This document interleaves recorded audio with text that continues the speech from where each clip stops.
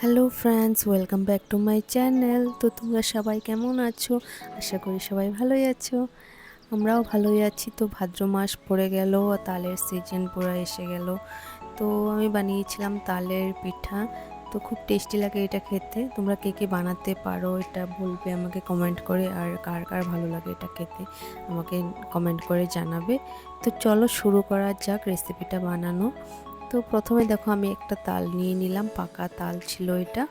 তো প্রথমে তালটা নিয়ে আমি এরকম ছোকলাগুলো উঠিয়ে নিয়েছি, যে খোসাগুলো থাকে উপরের খোসাটা সেগুলো উঠিয়ে নিলাম প্রথমে। তারপর এগুলোকে ভেঙে নিলাম, 3টা পিস বেরোয়েছিল এটা থেকে, 3টা বিচি।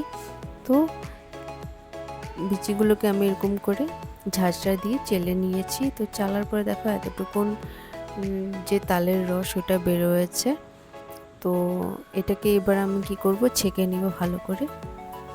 তো ছেঁকে নিয়েছিলাম আমি এটাকে ভালো করে, সারা রাত জোরে ধরে ঝুলিয়ে রেখেছিলাম একটু চুন দিয়ে। তারপর এটা ছেঁকে নিয়েছি, কারণ অনেক আঁশ থাকে এটাতে অনেক, সেজন্য এটাকে ভালো করে ছেঁকে নিতে হবে চালনি দিয়ে, নয়তো কোনো পাতলা কাপড়ের মধ্যে এটাকে ছেঁকে নিতে হবে। তো তালটা ছাকার পর এতটুকুন বের হয়েছে, 1 বাটি মতো। তো তালের পরিমাণ মতো যতটুকুন তাল নিয়েছি আমি ততটুকুন সেম পরিমাণের আমি চাউলের গুঁড়া নিয়ে নিয়েছি 1 বাটি, আর 1 বাটি নিয়ে নিয়েছি ময়দা।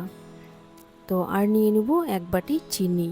তো সব কিছু আমি সেম পরিমাণের ইউজ করেছি। তো তারপর আমি ভালো করে তালের সাথে বাকি যেগুলো উপকরণ আছে সবগুলো একসঙ্গে মিক্স করে নেব। তো মিক্স করে নেওয়ার পর একটু জল ইউজ করব, আমি এখানে 1 বাটি জল ইউজ করেছি।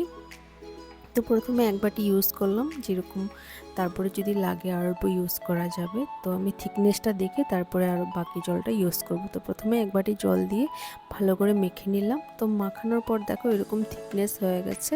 তো আর লাগবে না জল, কারণ একটু তালের পিঠাটা বানালে যে একটু এরকম থিকনেসটা একটু বেশি লাগে, বেশি পাতলা করা যাবে না, তাহলে একদম ছড়ে যাবে, ভালো হবে না একদম পিঠাটা।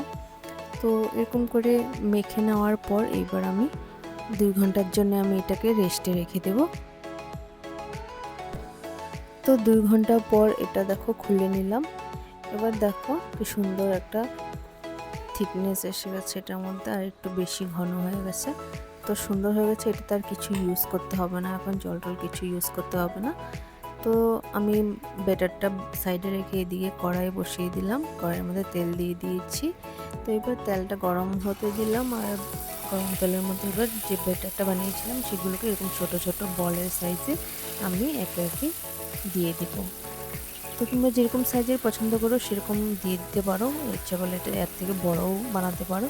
তো আমার এরকম ছোট ছোট বলের মতো ভালো লাগে, তো ওরকম করে আমি দিয়ে দিয়েছি।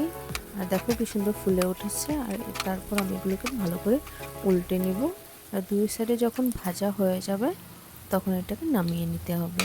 তো দেখো কি সুন্দর ফুলে উঠেছে।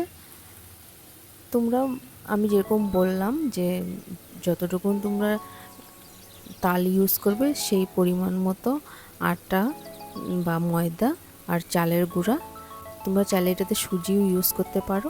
তো সেই অনুপাতে ইউজ করবে সব কিছু পরিমাণ মতো, তাহলে দেখবে কি সুন্দর হবে, একদম এরকম ফুলে যাবে আর খেতেও খুব ভালো লাগবে, ভিতরে কোনো কাঁচা থাকবে না। তোমরা এটা ঘরে ট্রাই করবে, কারণ ভাদ্র মাসে তালের পিঠাটা খেতে হয়। তো আমরা এটা শনি মঙ্গলবারে খাই, কারণ সবাই বলে যে শনি মঙ্গলবারে খেলে নাকি শনির দশা ছাড়ে। তো যাই হোক, এগুলো এমনি মানে আগের মানুষের কথা হতে পারে, তবু আমরা মানি এটা। তোমরা এমনি খেতে পারো, এটা খুব টেস্টি হয় খেতে। তো এবার আমি দেখো কি সুন্দর করে বানিয়ে নিলাম পিঠাগুলো, কি সুন্দর লাগছে কালারগুলো দেখতে। তো আবার বাকি ব্যাটারটা আবারও কড়াইতে দিয়ে দিলাম একে একে করে ভালো করে। তো আবার বানিয়ে নেব, বাকি যে ব্যাটারটা ছিল সবগুলো একসঙ্গে বানিয়ে নেব। দেখো সব আমি বানিয়ে নিলাম। তো এবার পুরো রেডি হয়ে গেল তালের পিঠা। এটা চার সাথে খেলে সেই দারুণ টেস্ট লাগে, খুব সফট হয় খেতে, খুব টেস্টি হয়। তোমরা ঘরে এটা বানাবে, ট্রাই করবে। আর ভিডিওটা ভালো লাগলে আমার চ্যানেলটাকে লাইক, শেয়ার এবং সাবস্ক্রাইব করবে। তো দেখো একটা ভেঙে দেখাতে চাইছিলাম, তো ভীষণ গরম ছিল, মাত্র নামিয়েছি। তো দেখো ভিতরে একটুও কাঁচা নেই, আর কি সুন্দর একদম সফট হয়েছে। দেখো ভিতরটা দারুণ হয়েছিল খেতে।